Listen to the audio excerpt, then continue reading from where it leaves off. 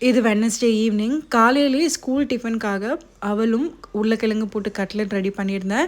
இந்த ஸ்டஃபிங் மாவு பார்த்தீங்கன்னா, நெறைய ரெடி பண்ணிட்டுருந்தேன். ஸோ ஈவினிங் ஸ்நாக்ஸ்க்கும் இதே செஞ்சு குடுத்துடலான்னு சொல்லிட்டு, தவால கொஞ்சமா நெய் வந்து போட்டு ஸ்ப்ரெட் பண்ணிவிட்டு, சீஸ் ஸ்லைஸ் வந்து வச்சு வந்து ஃப்ரை பண்ணி குடுத்துட்டேன். கோட்டிங் குடுத்திருந்தா இன்னும் நல்லா இருந்திருக்கும்.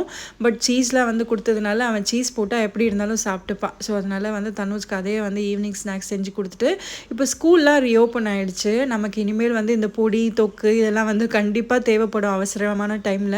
ஸோ அதனால பொடி வந்து அரைக்கலான்னு சொல்லிட்டு வழக்கம் போல உளுந்து, கடலைப்பருப்பு, எள்ளு, பூண்டு, மிளகு, சீரகம், அதுக்கப்புறம் கருவேப்பிலை வந்து நல்லா ஃப்ரெஷ்ஷாக இருந்தது. ஸோ அது கொஞ்சம் நிறையவே போட்டுட்டேன்.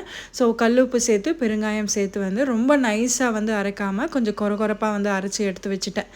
இந்த மாதிரிலாம் வந்து ஸ்கூல் டைமில் நமக்கு கண்டிப்பாக தேவைப்படும். காலையில் டைமில் என்ன பேக் பண்ணணும் தெரியாத போது ஒரு 1/2 kg கிட்ட வந்து வந்தது.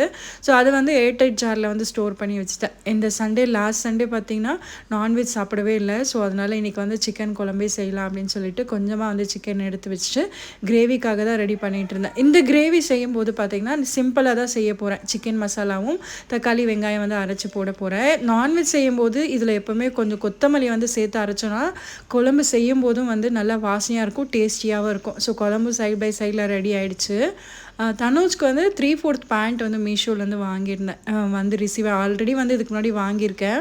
பட் இது குவாலிட்டி வந்து ரொம்பவே நல்லாயிருக்கு. காட்டன் தான். பட் வந்து துவைக்கும் போது வந்து கொஞ்சம் ஒரு சைஸ் வந்து சின்ன சான மாதிரி ஆகிடும்ன்றதுனால வாங்கும் போதே கொஞ்சம் பெரிய சைஸாக வாங்கிட்டேன். ஸோ இதோட கோட் வேணும்னா கீழே வந்து டிஸ்கிரிப்ஷனில் கொடுத்துருக்கேன், செக் பண்ணி பாருங்கள். மாவு வந்து நாளைக்கு பிரேக்ஃபாஸ்ட்காக வந்து அரைச்சி வச்சாச்சு. இதெல்லாம் முடிச்சு டைம் பார்த்திங்கன்னா 7:25 ஆகுது. பட் இங்கே இன்னும் இருட்டாகவே இல்லை. எப்படா இருட்டாகுன்ற மாதிரி இருக்குது. பார்த்திங்கன்னா 6:30